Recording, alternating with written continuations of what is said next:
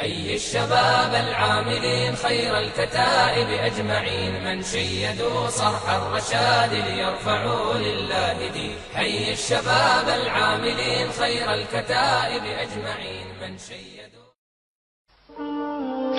کس قدر اولاد کیسی ہو جاتی ہے. ہم لوگ اچھے لوگ نہیں ہیں. ہم لوگوں نے ماں باپ کو پہچانا نہیں ہے. اگر ہم ماں باپ کو پہچانتے تو آج مسلمانوں کے ممالک میں اولڈ ہاؤس نہیں ہوتے. بوڑھے ماں باپ وہاں پر اپنے اولادوں کو دیکھنے کے لیے ترستے نہیں. آج بوڑھے ماں باپ ترستے,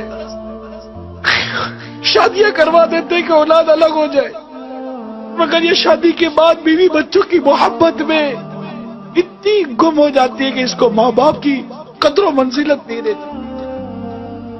ماں باپ کا ادب و احترام باقی نہیں رہتی. ان کی خوشیاں باقی نہیں رہتی. کبھی کوئی چیز ماں باپ کے لیے لے بھی نہیں جاتے کہ ابا یہ آپ کے لیے لایا ہوں, خوش ہو جاؤ. باپ کو جو چیز پسند تھی کبھی بھول کر تو صبح یا دوپہر یا رات میں لے جاؤ. ابا پوچھے بیٹا کیسے ہے کہ ابا جان یہ میں بازار سے نکلا تھا, میں نے دیکھا آپ کو بہت پسند ہے, میں آپ کے لیے لایا ہوں, اور آؤ دونوں مل کر بیٹھ کر کھاتے ہیں. کبھی ہوا ہے ایسا؟ باپ جب نکلتا تھا تو آپ کی پسند کا پھل لاتا تھا کہ میرے بیٹے کو آم پسند ہے, نہیں میرے بیٹے کو کیلا پسند نہیں, میرے بیٹے کو سیب پسند ہے. آج ماں باپ کے آگے ٹھنڈا کھانا رکھ دیتے ہو, اور ماں باپ اس دن کو یاد کرو جب بیٹا کہتا تھا امی آج کڑھائی کھانے کا جی چاہ رہا ہے. ماں کی طبیعت ٹھیک ہو یا نہ ہو, تم کڑھائی پکا کر کھلاتی تھی. ہوٹل تھی, وہ ماں کو باورچی نہیں تھی. نہیں امی یہ پسند نہیں ہے, میں نے آج انڈا کھانا ہے, اس کے لیے یہ انڈا بنایا ہے, میرے لیے وہ انڈا بنا کر دو. تمہیں دو قسم کے انڈے بنا کر تمہاری ماں کھلاتی تھی.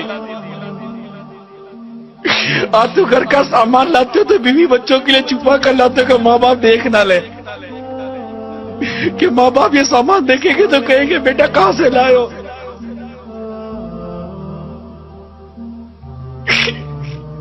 ارے ایسا سلوک تو مت کرو ماں باپ کے ساتھ.